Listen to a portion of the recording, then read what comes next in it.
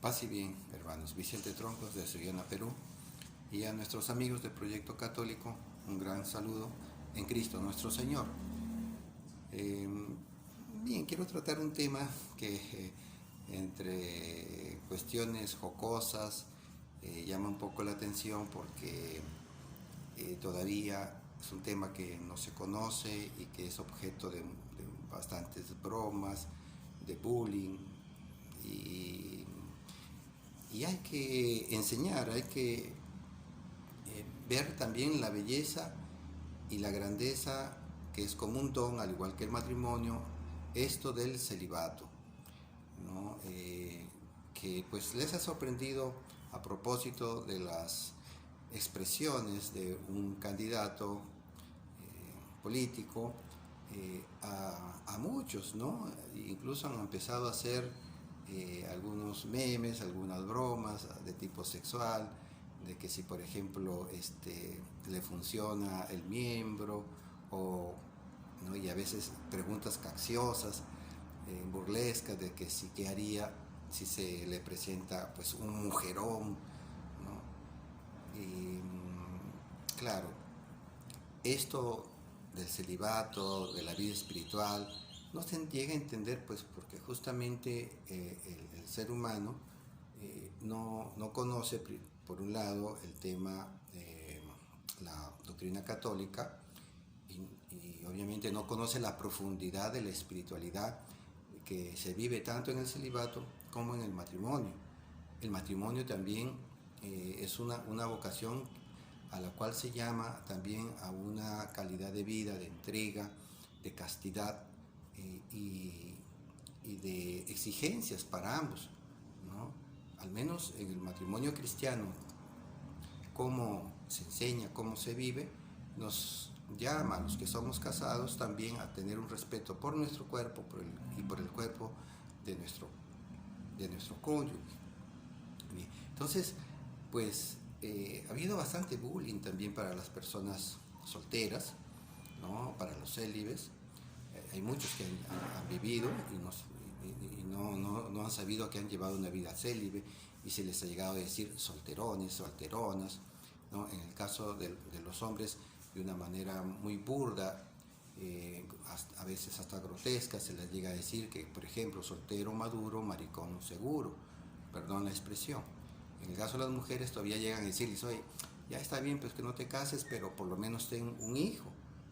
Eh, Desconociendo que no es derecho de la mujer tener un hijo, ¿no? Porque si fuera derecho, sería que ella misma solo lo haga, pero no lo puede hacer sola, necesita de un hombre.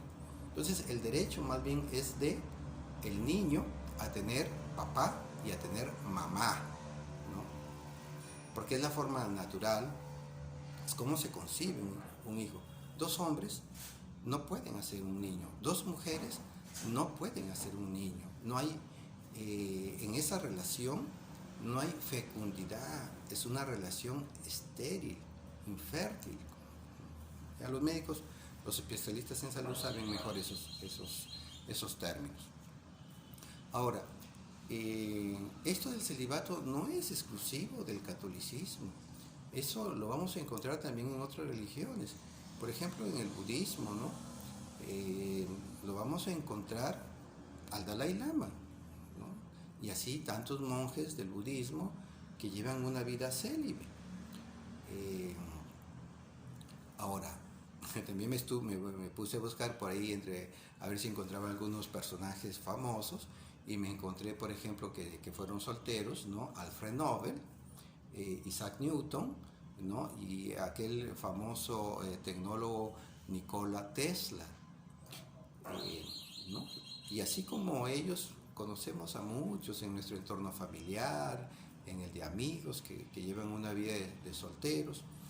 Y ahora, ¿qué pasaría si, por ejemplo, en la ancianidad, así casados, las relaciones sexuales van menguando, ¿no? Van disminuyendo y de repente llega un momento en que ya no hay relaciones sexuales? ¿Eso qué implicaría? ¿Que acaso ambos entrarían en una psicosis por no tener relaciones sexuales? No, pues, o sea, eso no se ve, ¿no? los ancianos llevan una vida sana también, aun cuando no tengan una relación sexual.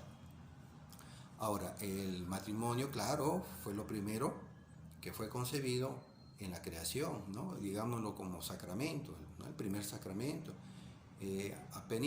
Apenas terminada la creación,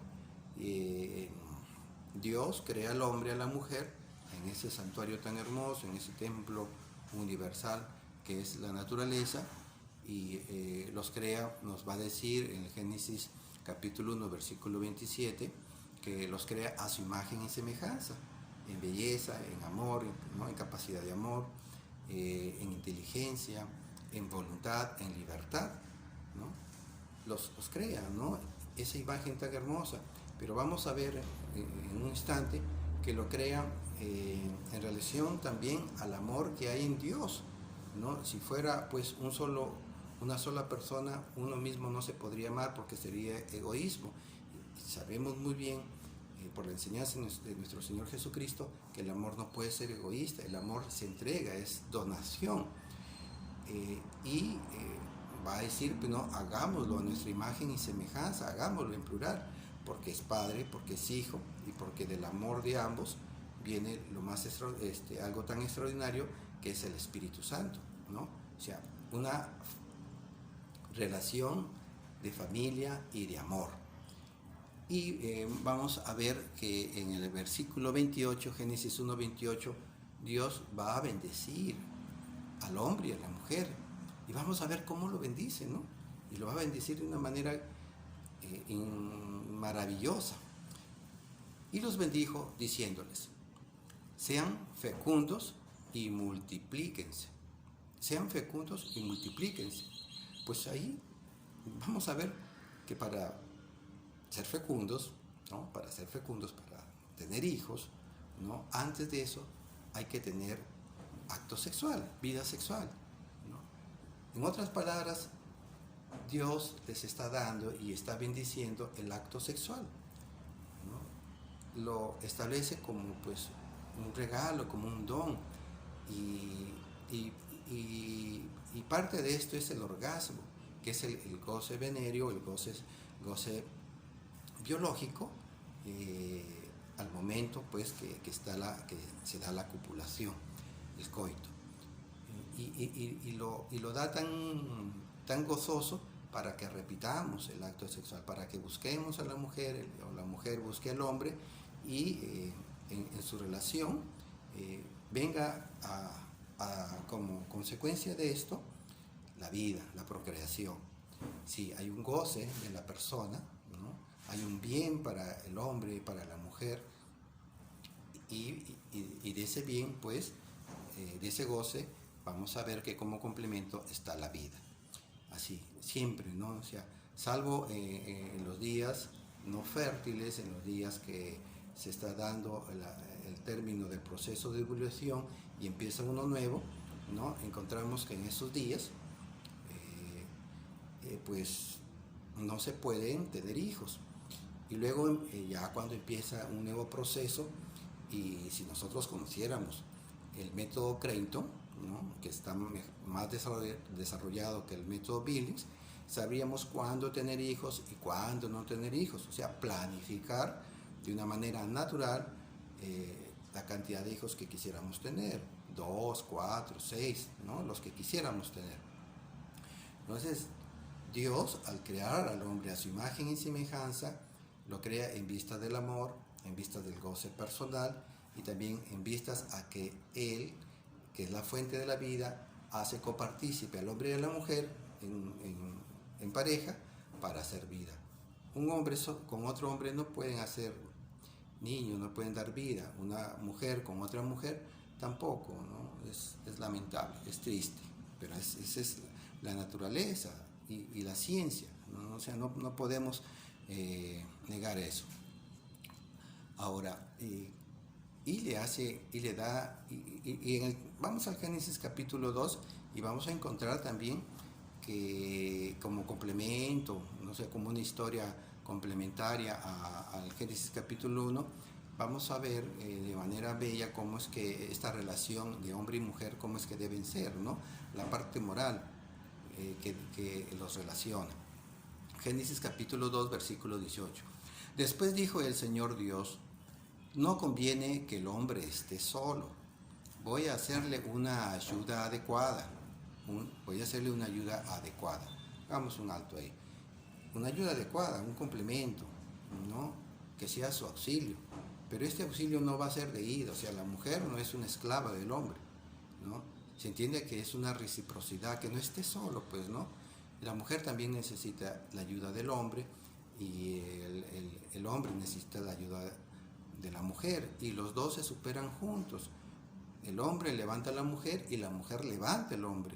Esa es la belleza del matrimonio cristiano. Versículo 21. Entonces el Señor Dios hizo caer sobre el hombre un profundo sueño, y cuando éste se durmió, tomó una de sus costillas y cerró con carne el lugar vacío.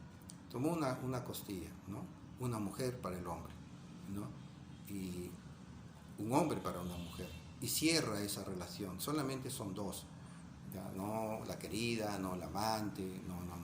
Eso, no. Dios concibe el matrimonio, ¿no? Un matrimonio monógamo, hombre con mujer, de una fidelidad y un respeto mutuos, ¿no? Y una entrega total para ambos, ¿no? La felicidad y crecer en ese amor, porque no es fácil, no es fácil. Ahora, vamos a ver que justamente Adán no la considera como una esclava, la mujer, como una inferior, y eso lo vamos a notar en la expresión que va a dar aquí en el versículo 23, Génesis 2:23. El hombre exclamó, esta sí que es hueso de mis huesos y carne de mi carne. Miren qué expresión tan bonita. Adán la considera su igual. Esta dice, es hueso de mis huesos, es mi igual, ¿no? Carne de mi carne. Luego, en el versículo 24 dice, por eso el hombre deja a su padre y a su madre y se une a su mujer, y los dos llegan a ser una sola carne. Los dos, no tres, no cuatro, no tríos, ni cuartetos, ni nada de eso, ¿no? Es dos, un hombre y una mujer.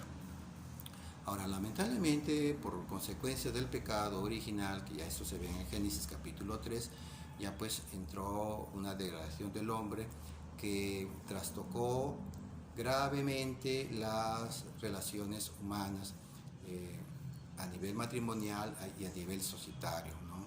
Entró la esclavitud, las violaciones sexuales, la guerra, la explotación del hombre por el hombre, etc. Y vamos a ver cómo es que también entra la poligamia.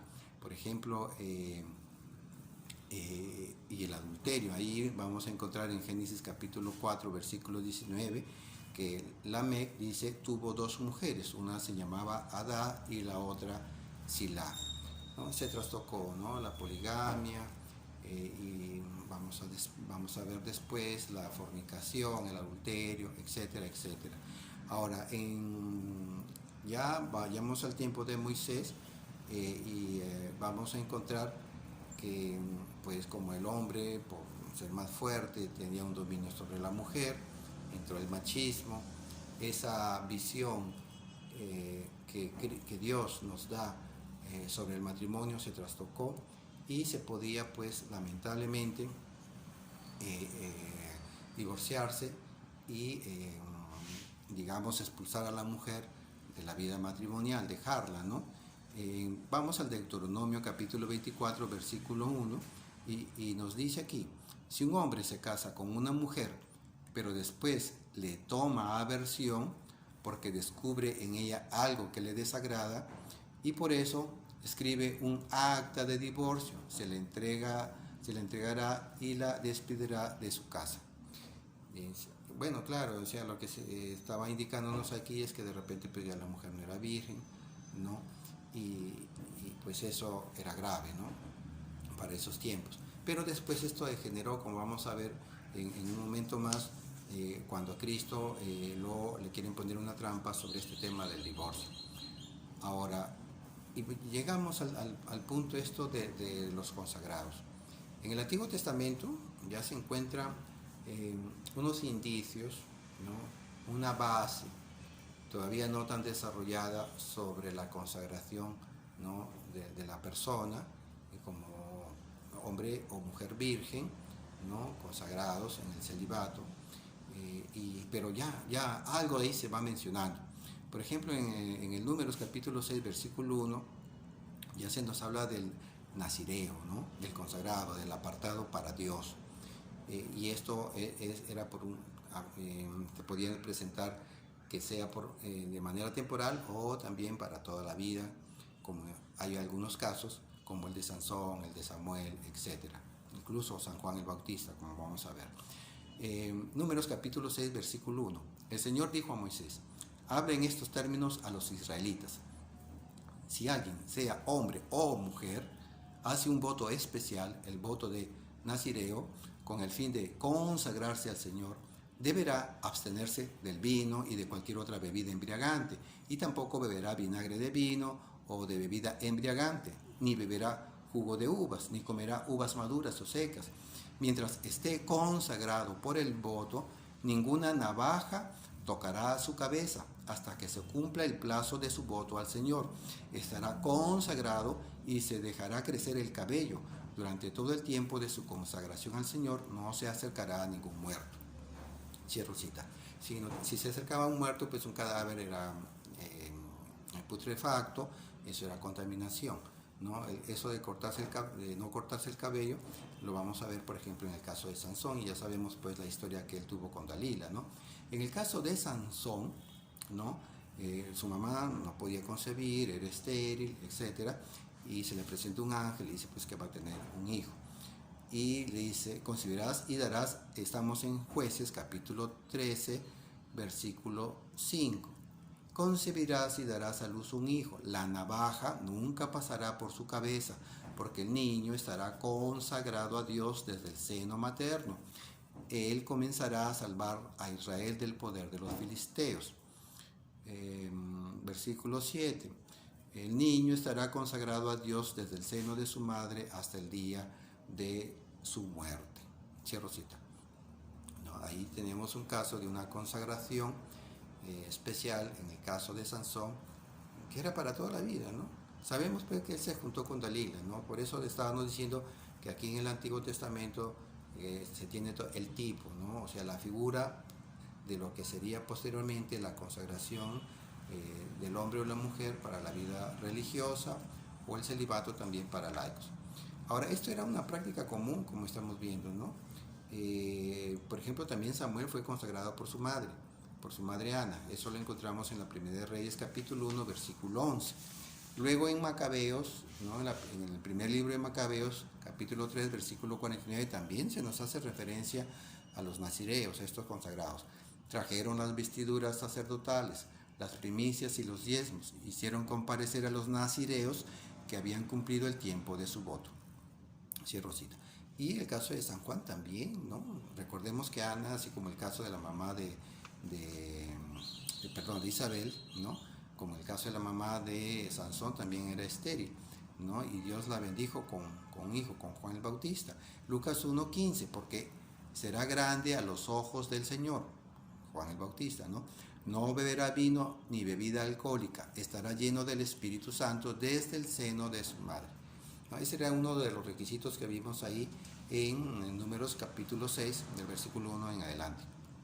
Ahora, nuestro Señor Jesucristo, Él es el consagrado, el célibe por excelencia. Ahí tenemos el mejor modelo, el mejor ejemplo de que sí se puede vivir en celibato, ¿no? Y Él lo expresó y bendijo esta forma de vida, como también el matrimonio. Recordemos a las bodas de Caná, ¿no? En Mateo capítulo 2, versículo 23 se nos dice, refiriéndose a Él, ¿no? Ya eso están viniendo pues de Egipto, ¿no? Donde se estableció en una ciudad llamada Nazaret. Así se cumplió lo que había sido anunciado por los profetas. Será llamado Nazareno, ¿no? En otras traducciones dice Nazareo. Bien, claro, de Nazaret, por un lado por el pueblo en el que se crió, y pues también porque sabemos que Cristo fue consagrado, ¿no? Ahora, y él vivió pues su celibato, ¿no? Se tiene ese sentido y había sido profetizado también. Ahora, a propósito del matrimonio, ¿no? Claro, a los fariseos le van a poner una trampa, le van a preguntar si era lícito el divorcio, ¿no? Y divorciarse de la mujer por cualquier motivo, sí, ya se había degenerado, no solamente era por el caso de que pues no llegó virgen al matrimonio, etcétera, sino porque se le quemó pues el agua, porque no sabía pues coser, ¿no? Tejer, etcétera, ¿no? O sea, por cualquier motivo. Así se había degenerado tanto el hombre. Entonces, Jesús les va a responder. Esto lo vamos a leer rapidito porque el tema no es del matrimonio, sino el del celibato. Él respondió, estamos en Mateo 19, versículo 3 en adelante. Él respondió, ¿no han leído ustedes que el Creador desde el principio los hizo varón y mujer?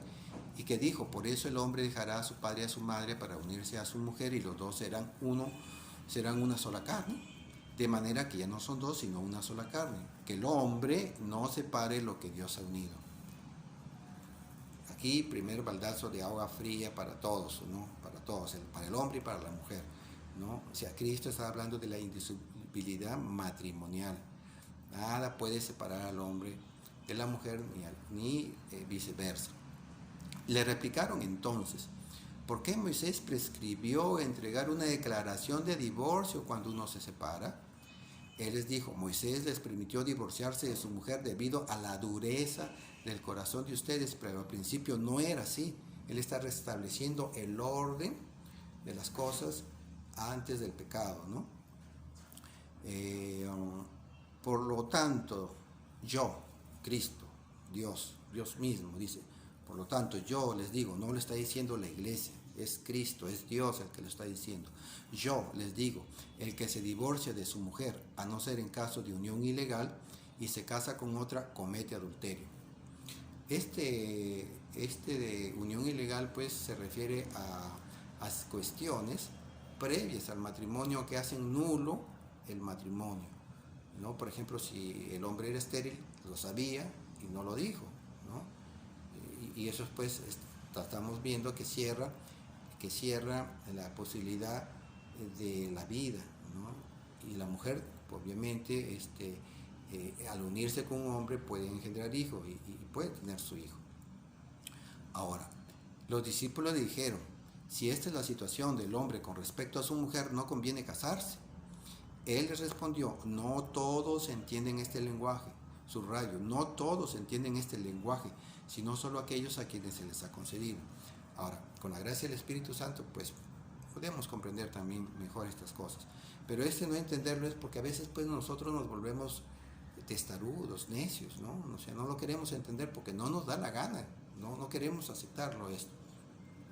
Pero aquí viene sobre el tema ya, vamos llegando al tema del celibato, cómo es que Cristo lo establece como un don. Vamos al versículo 12. En efecto, algunos no se casan, algunas traducciones lo tienen como eunucos, ¿no? Vamos a ver en un ratito más que era un eunuco, ¿no? Pero la traducción literal era eunuco. En efecto, algunos no se casan porque nacieron impotentes del seno de su madre. O sea, ya hay una cuestión innata de la persona a no tener un vínculo matrimonial, es algo que o de repente por alguna cuestión biológica.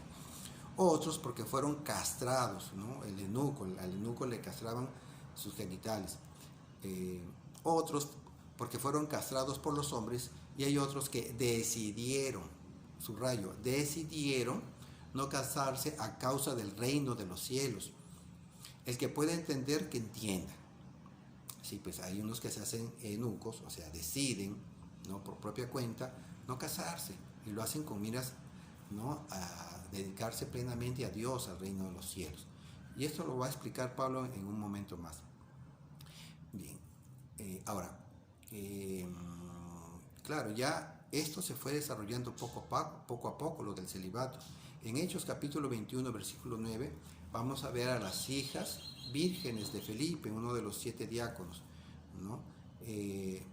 Nos dice Hechos 21, 9, o sea, Felipe tenía 4 hijas vírgenes que profetizaban, ¿no? En otras traducciones dice solteras. Tal parece, ¿no?, que se habían quedado ya como solteras para dedicarse al Señor, ¿no? Y bueno, vamos a ver cómo es que en el caso de Pablo, ¿no?, también es un caso emblemático para el cristianismo en el tema del celibato, ¿no? Él es un hombre célibe, y nos va a decir Pablo lo siguiente en la primera carta a los Corintios, capítulo 7, versículo 7. Mi deseo es que todo el mundo sea como yo. Vamos a ver cómo era él, si era casado o era célibe.